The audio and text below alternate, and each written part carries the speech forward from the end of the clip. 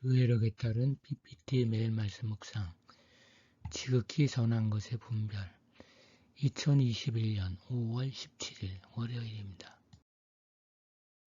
오늘의 말씀, 출애굽기 28장 29에서 38절, 빌립보서 1장 3에서 11절. 오늘의 말씀 첫 번째 본문 출애굽기 28장입니다. 인간은 인정하든 안 하든 누구든 신 앞에서 삽니다. 누구는 신과 더불어 살며 어떤 이는 신을 등지고 삽니다. 그리고 신을 믿는다고 하면서 신을 배신하는 자도 있습니다. 제사장은 이스라엘을 신 앞에 세우는 사람입니다. 제사장의 옷에 대한 가르침은 예배에 필요한 사항들의 중심입니다. 즉 그 의미는 여호와께서는 살아계시며 이스라엘은 그분의 임재하심에 대하여 응답해야만 하고 그런 응답 가운데서 인도하심을 받아야만 하며 실제 생활에서와 같이 예배 속에서도 끊임없이 그 사실을 상기해야만 한다는 것입니다. 제사장의 옷은 이중적 상징성을 띱니다. 즉 옷은 제사장의 권위를 나타내며 또한 그 권위의 원천에 대한 제사장의 고백을 뜻합니다. 옷은 그것이 상징하는 바를 여러 가지 방법으로 반영합니다. 에봇에 부착하는 판결 흉패는 이스라엘이 계속해서 여호와 앞에 있도록 하며 이스라엘 지파를 불꽃같이 보고 계시는 여호와를 상징하는 12개의 새긴 보석들이 붙어 있습니다. 흉패 속에 들어있는 우림과 둠밈은 여호와의 심판과 그의 백성들에게 하는 특별한 지시를 암시합니다. 우림과 둠밈은 이스라엘 사람들이 이미 사용하고 있었던 것 같습니다. 하나님께서 구체적으로 어떻게 만들라고 지시하고 있지 않기 때문입니다. 제사장들은 에봇은 여호와의 풍성하심과 그분이 가까이 계신다는 사실을 암시합니다. 에봇은 가슴과 등을 덮는 긴 조끼 모양의 상의입니다. 특별히 하나님의 뜻을 묻고자 할 때에 대제사장은 이 옷을 입고 우림과 둠밈으로 판결을 구하였습니다. 에봇과 가슴바지 밑에 있는 겉옷은 물들인 청색 모시실을 소재로 하며 발목까지 들여졌던 긴 옷으로 추정됩니다. 옷의 단에는 석류 모양을 한 3가지 색깔의 매듭이 달려 있었고 금방울도 달려 있었습니다. 머리에 쓰는 관에에 다는 순금패에는 여호와께 성결이라는 말을 새겼습니다. 한 전승에 따르며 이 띠는 길이가 귀에서 귀까지였으며 너비는 손가락 2개 정도였다고 합니다. 여호와께 성결이라는 말의 의미는 대제사장이 하나님을 섬기며 헌신하도록 특별히 구별되었음을 시사하면서 이스라엘이 전적으로 하나님께 드려진 거룩한 백성이라는 점도 상징합니다. 금패 위의 이 말은 이스라엘과 이스라엘이 하는 일들이 여호와 앞에 성별된 것이라는 사실을 상기시키기 위한 것입니다. 그것은 이스라엘이 과거에 그분을 통해서 어떤 존재가 되었으며 앞으로 그분 앞에서 어떻게 불려질 것인가를 상기시켜 주는 것입니다. 관은 성경에서 왕족을 상징하는 표지이며 터번과 유사합니다. 여성용 머리 장식인 티아라나 3층으로 된 왕관 모양의 모자처럼 생긴 것으로 보입니다. 이 모든 것을 종합해 보건대 거룩한 옷이 가르치는 것은 여호와께서는 현재도 여기에 계시며 우리는 그의 소유이고 또한 우리는 그 사실을 분명히 알고 보여주어야만 한다는 것입니다.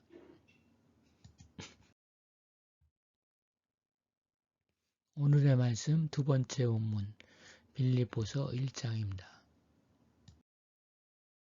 빌립보는 로마의 식민지이자 마케도니아 지역의 첫 성입니다. 자주장사 루디아, 빌립보 간수 등 전도의 열매가 있었던 곳입니다. 사도 바울은 주 50년경 2차 선교 여행 때 빌립보 교회를 설립하였습니다. 빌립보 교인들은 여러 차례 바울을 위해 헌금을 했으며 감옥에 있던 바울을 도와주었습니다. 바울은 빌립보 교인들을 여러 번 방문했으며 이곳에서 무교절을 지키기도 했습니다. 그는 빌립보 교인들을 가리켜 나의 사랑하고 사모하는 형제들, 나의 기쁨이요 면류가 아닌 사랑하는 자들아 라고 불렀습니다. 특히 그들이 복음을 위한 일에 참여하고 있기 때문입니다. 이 일은 착한 일입니다. 착한 일은 하나님의 구원과 신자들을 완전케 하는 지속적인 사역을 가리킵니다. 신자들을 위한 하나님의 목표는 그들이 그 아들의 형상을 본받게 하는 것입니다. 우리 안에서 구속이라는 선한 일을 시작하신 하나님께서는 우리 삶을 통해 그 일을 이루실 것입니다.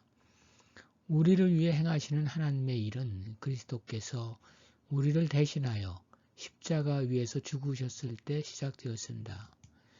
우리 안에 살아계셔서 매일 우리가 그리스도를 더욱 닮아가게 하십니다. 하나님께서는 우리의 구원을 시작하셨을 뿐만 아니라 그 완성을 보장하십니다.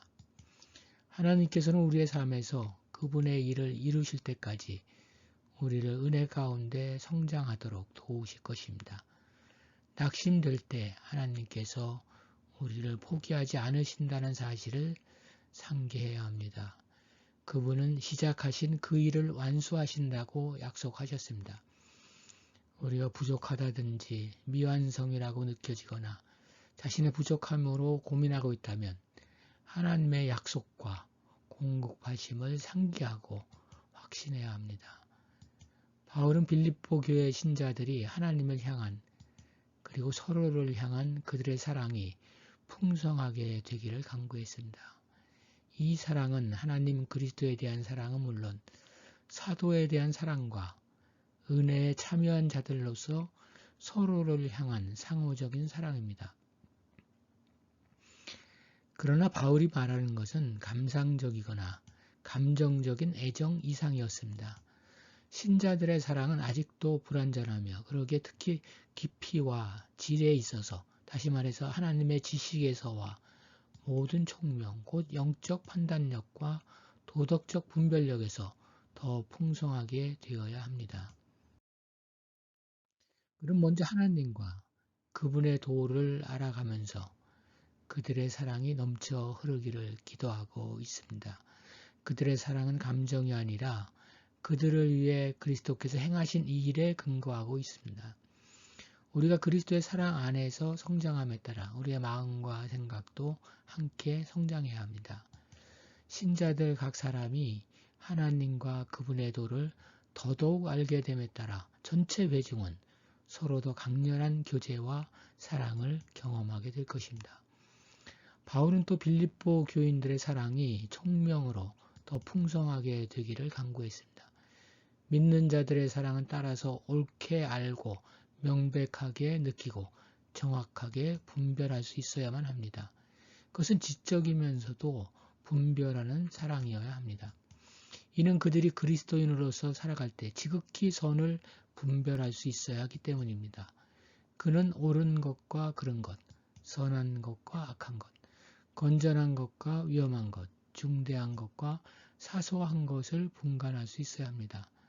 또 용납할 만한 것과 옳은 것, 선한 것과 최선의 것, 중요한 것과 시급한 것을 판단할 분별력도 지녀야 합니다. 다시 말해 참으로 중요한 것이 무엇인지 아는 분별력을 지녀야 합니다. 우리는 그리스도인의 도덕과 가치관을 유지하도록 도덕적 분별력을 위해 기도해야 합니다. 많은 그리스도인이 말초적인 것들을 추구하는 데 빠져 가장 중요한 우선순위, 즉 그리스도를 알고 그분을 위해 사는 것을 무시하고 있습니다. 교회는 의의 열매로 가득한 나무와 같아야 합니다. 그것은 거룩한 생활로서 하나님 앞에서 오르며 그의 뜻에 따르는 생활 미덕이 넘쳐나며 하나님에 바쳐진 생활입니다. 이런 열매는 하나님과 신자들 사이에 올바른 관계를 가짐으로써 산출되는 열매들입니다. 하나님의 도움이 없이 자신의 노력만으로 이런 열매를 맺을 수 있던 사람은 지금까지 아무도 없었습니다. 이것들은 예수 그리스도로 말미암아 맺어지는 열매들입니다. 왜냐하면 그를 떠나서는 제자들이 아무것도 할 수 없기 때문입니다. 그와 같을 때 교회는 순결하며 흠이 없는 의의 열매를 맺었다고 할 수 있을 것입니다. 그러한 의의 열매는 개인적으로 경험될 때 하나님의 영광과 찬송을 위하여 사용됩니다. 바울이 교회를 위하여 간구한 것은 지식과 모든 총명에서 점점 더 풍성해지는 사랑, 순결하고 흠없는 행위, 올바른 생활 방식입니다. 이 모든 것은 하나님께 영광을 돌리며 그에게 영광과 찬송을 드리며 만물이 그에게서 나오고 그로 말미암고 그에게로 돌아가는 그분의 덕을 높이는 데에 사용되어야 합니다.